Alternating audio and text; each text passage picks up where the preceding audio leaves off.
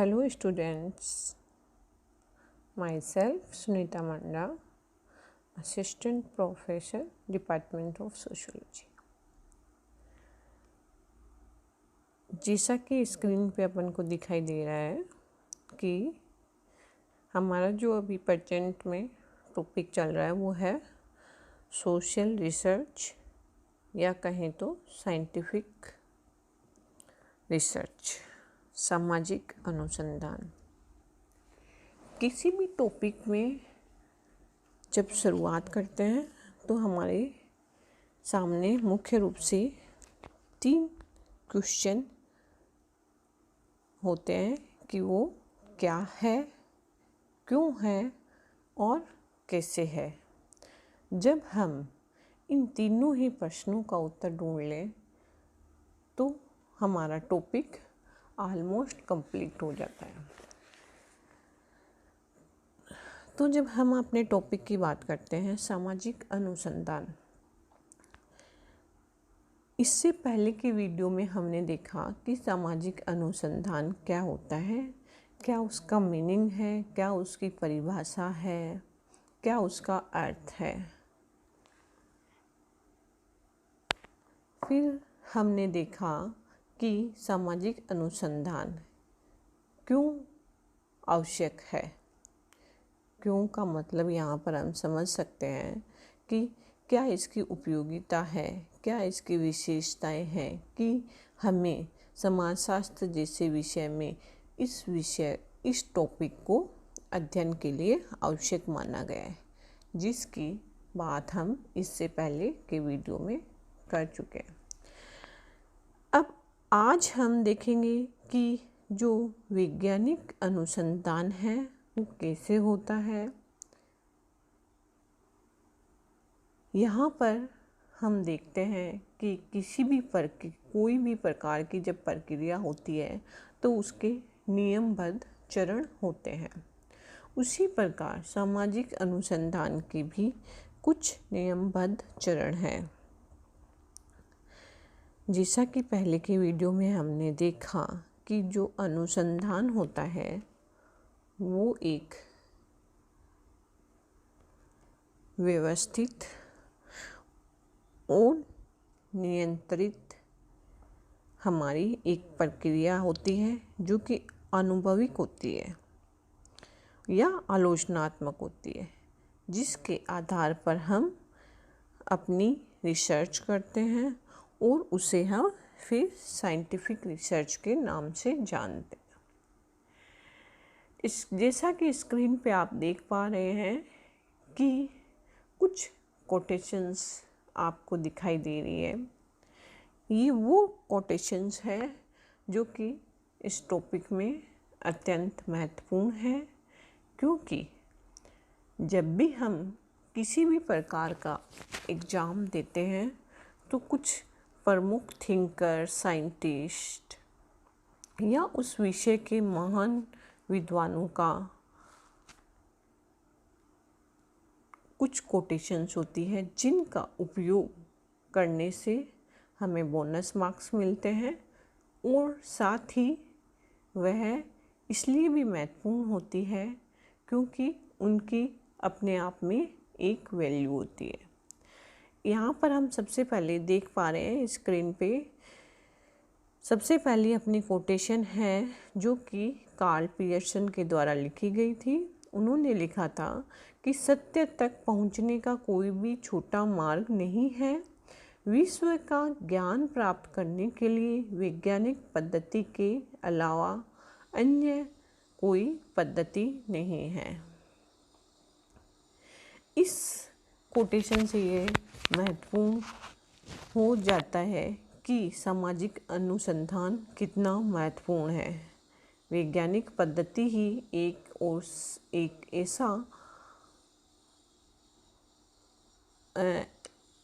केवल ऐसा मार्ग है जो हमें सत्य तक पहुंचा सकता है, और इसीलिए हम जो अनुसंधान है उसका प्रयोग समाजशास्त्र में करते हैं।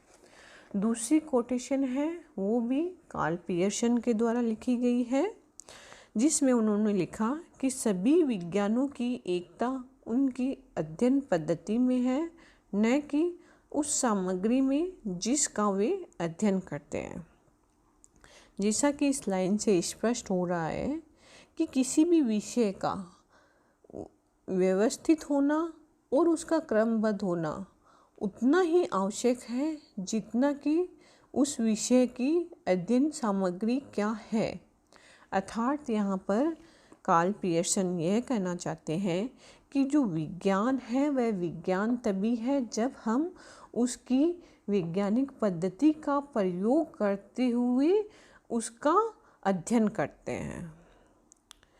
अर्थात यदि अध्ययन की सामग्री चाहे जो हो मगर उसमें हमने जो वैज्ञानिक पद्धति है उसके आधार पर अध्ययन नहीं किया तो वह विज्ञान नहीं कहलाएगा। तीसरा कोटेशन है वो है विज्ञान का संबंध पद्धति से है, विषय वस्तु से नहीं है। यह कोटेशन दिया था स्टुअर्ट जेज ने।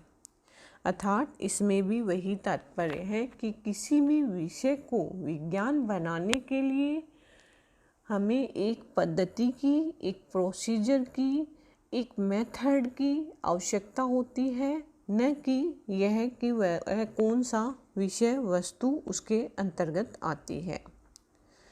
अब हम देख रहे हैं स्क्रीन पे कि सामाजिक अनुसंधान के विभिन्न चरणों का यहाँ पर उल्लेख किया गया है। सामाजिक अनुसंधान वह वैज्ञानिक अनुसंधान है जो एक व्यवस्थित और योजनाबद्ध तार्किक रूप से किया गया वह प्रक्रिया है जिसका उद्देश्य एक निश्चित प्रक्रिया के द्वारा निष्कर्ष निकाले जाते हैं जो कि विश्वसनीय व प्रमाणिक होते हैं। फ्रांसिस ने वैज्ञानिक शोध प्रक्रिया के 12 चरणों का उल्लेख किया है जो कि हम स्क्रीन पर देख पा रहे हैं।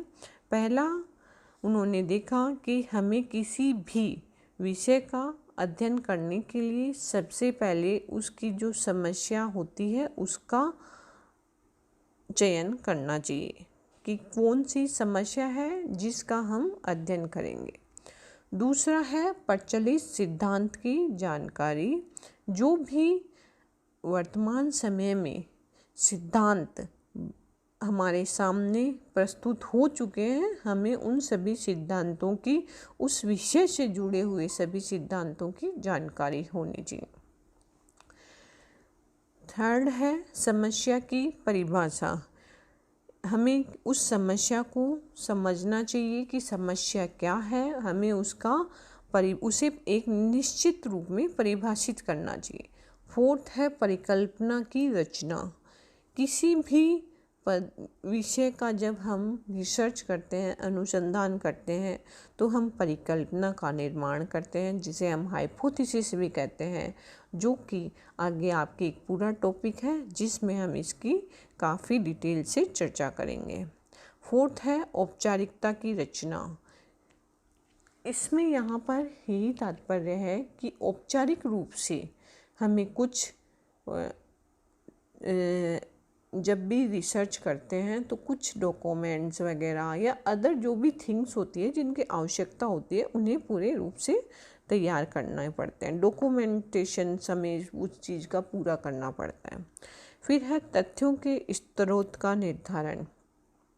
यहाँ पर हम समस्या के लिए ऐसे कौन कौन से स्रोत हैं जिनको हम उनका फैक्ट्स, तथ्यों को कलेक्ट करेंगे, उनका हमें निर्धारण करना पड़ता है ताकि हम अपनी समस्या को एक आउटलाइन के देंगे ताकि उस समस्या को हल करने में, उसे समझने में हमें आसानी रहे। सेवंथ है उपकरणों का निर्माण। अर्थात कौन कौन से उपकरण, टेक्निक्स, टूल्स हमें यहाँ पे आवश्यक पड़ते हैं उन सभी को हमें इकट्ठा करना पड़ता है, उनका निर्माण करना पड़ता है। उपकरणों का पूर्व परीक्षण एवं उनमें आवश्यक संशोधन। हमें एक रिसर्च करते हैं तो उपकरणों का पूर्व परीक्षण करना पड़ता है, वो सही है, वो उस मेथड में या उस समस्या में फिट बैठेंगे या नहीं, वो हमें देखना पड़ता है और उसके अनुसार ही हमें उनमें जो भी आवश्यक रूप से संशोधन होते हैं वो करते हैं। उसके पश्चात हम तथ्यों का संकलन करते हैं, डाटा कलेक्ट्स करते हैं, डाटा आफ्टर दैट अपन तथ्यों का विश्लेषण करते हैं, डाटाज का एनालिसिस करते हैं। फिर जो भी निष्कर्ष निकलता है तथ्यों के एनालिसिस से, उससे हम जो निष्कर्ष निकालते हैं उसका लेखन करते हैं और फिर हम उसमें प्रतिवेदन या प्रकाशन करते हैं। ये 12 चरण हैं जो कि फ्रांसिस ने दिए थे वैज्ञानिक शोध अनुसंधान के लिए। पी.वी. यंग एवं जॉर्ज लुनबर्ग ने सामाजिक अनुसंधान के 4 चरणों का उल्लेख किया है। पहला है कार्यशील परिकल्पना की रचना, दूसरा है तथ्यों का अवलोकन एवं संकलन, तीसरा है तत्वों का वर्गीकरण और चौथा है वैज्ञानिक सामान्यीकरण एवं सिद्धांत रचना।